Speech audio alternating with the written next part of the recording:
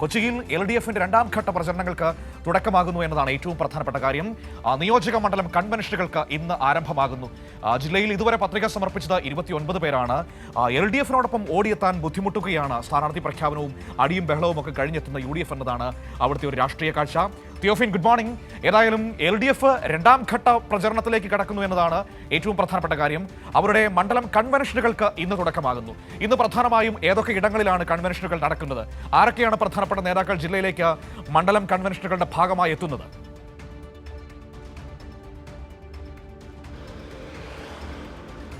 മനു, അതായത് 14 മണ്ഡലങ്ങളാണ് എറണാകുളം ജില്ലയിലുള്ളത്. അതിൽ 11 മണ്ഡലങ്ങളിലെയും LDF സ്ഥാനാർത്ഥികൾ പത്രിക സമർപ്പിച്ചു കഴിഞ്ഞു. 3 മണ്ഡലങ്ങളിലെ സ്ഥാനാർത്ഥികൾ മാത്രമാണ് ഇനി പത്രിക സമർപ്പിക്കാനുള്ളത്. അത് വൈപ്പിൻ മണ്ഡലത്തിലെ MB ഷൈനി, പിറവത്തെ സാബു കെ ജേക്കബ്, മൂവാറ്റുപുഴയിലെ N അരുൺ. ഈ 3 പേർ മാത്രമാണ് ഇനി പത്രിക സമർപ്പിക്കാനുള്ളത്. ബാക്കി 11 പേരും പത്രിക സമർപ്പണം കഴിഞ്ഞു.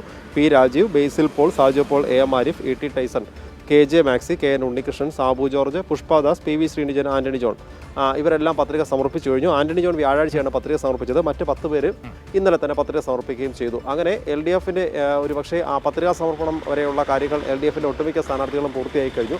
പക്ഷേ അതേ സമയത്ത് തന്നെ UDFന്റെ ഈ 14 മണ്ഡലങ്ങളിലെ സ്ഥാനാർത്ഥികളിൽ 7 പേർ മാത്രമാണ് പത്രിക സമർപ്പിച്ചിട്ടുള്ളത്. അതായത് പകുതിയോളം പേർ പത്രിക സമർപ്പിച്ചു. പകുതിയോളം പേർ ഇനി അടുത്ത ദിവസം പത്രിക സമർപ്പിക്കാനുണ്ട്. പത്രിക സമർപ്പണത്തിന് ഇനി ബാക്കിയുള്ളത് ഒരു ദിവസമാണ്. ഒരു ദിവസം എന്ന് പറയുമ്പോൾ തന്നെ ദിവസം പൂർണ്ണമായി നമുക്ക് എടുക്കാനില്ല. 11 മണി മുതൽ 3 മണി വരെയാണ് സമയം. അങ്ങനെ നോക്കിയാൽ ആകെ 4 മണിക്കൂർ മാത്രമാണ് ഇനി പത്രികാ സമർപ്പണത്തിനുള്ളത്. ഈ ഒരാൾ പത്രിക സമർപ്പിക്കാൻ തന്നെ ഏറ്റവും ചുരുങ്ങിയത് 15 മിനിറ്റ് എന്ന് കണക്കാക്കിയിട്ടുണ്ടെങ്കിൽ കൂടി അരമണിക്കൂറോളം സമയം പലപ്പോഴും വേണ്ടിവരും. അങ്ങനെയാണെങ്കിൽ തിങ്കളാഴ്ച വലിയ തിരക്കായിരിക്കും ഈ പത്രികാ സമർപ്പണത്തിന്. അതിൽ കൂടുതൽ പേരും UDFന്റെ സ്ഥാനാർത്ഥികളായിരിക്കുകയും ചെയ്യും. LDFനെ സംബന്ധിച്ച് ഇന്ന് LDFന്റെ തെരഞ്ഞെടുപ്പ് കൺവെൻഷനുകൾ ആരംഭിക്കുകയാണ്. ഇന്നിപ്പോൾ പ്രധാനമായി നടക്കാനുള്ളത് ആലുവ, കളമശ്ശേരി, കുന്നത്തുനാട്, വൈപ്പിൻ, അങ്കമാലി, മൂവാറ്റുപുഴ, പറവൂർ മണ്ഡലങ്ങളിലാണ്. അതിൽ ആലുവ മണ്ഡലത്തിലും മൂവാറ്റുപുഴ മണ്ഡലത്തിലും EP ജയരാജനാണ് ഈ മണ്ഡലം കൺവെൻഷനുകൾ ഉദ്ഘാടനം ചെയ്യാൻ എത്തുന്ന പ്രധാന നേതാവ്. കളമശ്ശേരിയിലും വൈപ്പിനിലും വൈകിട്ടാണ് എല്ലാ കൺവെൻഷനുകളും. 3 മണി മുതൽ കൺവെൻഷനുകൾ ആരംഭിക്കും. 3 മണി, 5 മണി അങ്ങനെയൊക്കെയാണ് സമയങ്ങൾ ക്രമീകരിച്ചിട്ടുള്ളത്. ഇതിൽ കളമശ്ശേരിയിലും വൈപ്പിനിലും TM തോമസ് ഐസക് എത്തുന്നുണ്ട് ഈ കൺവെൻഷൻ ഉദ്ഘാടനം ചെയ്യുന്നതിനായി. ഇതുകൂടാതെ കുന്നത്തുനാട് മണ്ഡലത്തിൽ PK ബിജു ആണ് എത്തുക. വൈപ്പിൻ മണ്ഡലത്തിലെ തെരഞ്ഞെടുപ്പ് കൺവെൻഷൻ പറവൂർ മണ്ഡലത്തിലെ തെരഞ്ഞെടുപ്പ് കൺവെൻഷൻ ഉദ്ഘാടനം ചെയ്യുന്നതിനായി മന്ത്രി K രാജനും എത്തും. അത് കഴിഞ്ഞാൽ പിന്നെ 23 തിങ്കളാഴ്ച തോപ്പുംപടി, കോതമംഗലം, തൃപ്പൂണിത്തുറ, തൃക്കാക്കര, പിറവം എന്നിവിടങ്ങളിലാണ്. തൊമ്പടിയിലെ അത് കൊച്ചി മണ്ഡലത്തിലേതാണ്. ഈ സ്ഥലങ്ങളിലാണ് കൺവെൻഷൻ നടക്കാനുള്ളത്. ഏറ്റവും ഒടുവിൽ അടുത്ത ദിവസം 24-ാം തീയതി പെരുമ്പാവൂർ മണ്ഡലത്തിലെ തെരഞ്ഞെടുപ്പ് കൺവെൻഷൻ നടക്കും. അത്തരത്തിലാണ് ക്രമീകരിച്ചിട്ടുള്ളത്. അതിനുശേഷം 26-ാം തീയതി മുഖ്യമന്ത്രി കൊച്ചിയിലെത്തും. 4 സ്ഥലങ്ങളിൽ ഈ തെരഞ്ഞെടുപ്പ് കൺവെൻഷൻ പരിപാടികൾ, യോഗങ്ങളിൽ അദ്ദേഹം പങ്കെടുക്കും, സംസാരിക്കുകയും ചെയ്യും. ആ രീതിയിൽ തെരഞ്ഞെടുപ്പ് കൺവെൻഷന് ഒരുപാട് തെരഞ്ഞെടുപ്പ് പ്രചാരണം അടുത്ത ഘട്ടത്തിലേക്ക് നീങ്ങുകയാണ്.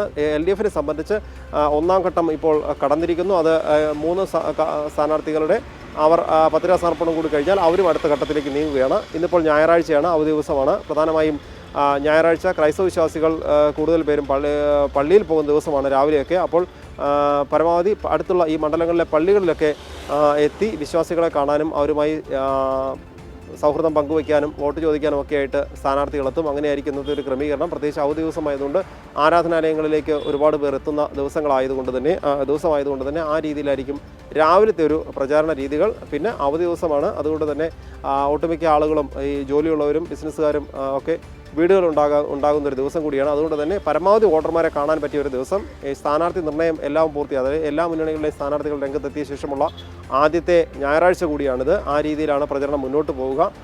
എന്തായാലും പ്രചാരണത്തിന് ഇന്ന് പ്രധാനപ്പെട്ട ദിവസമാണ്. ഇനി വളരെ കുറവ് ദിവസങ്ങൾ മാത്രമേ ഉള്ളൂ.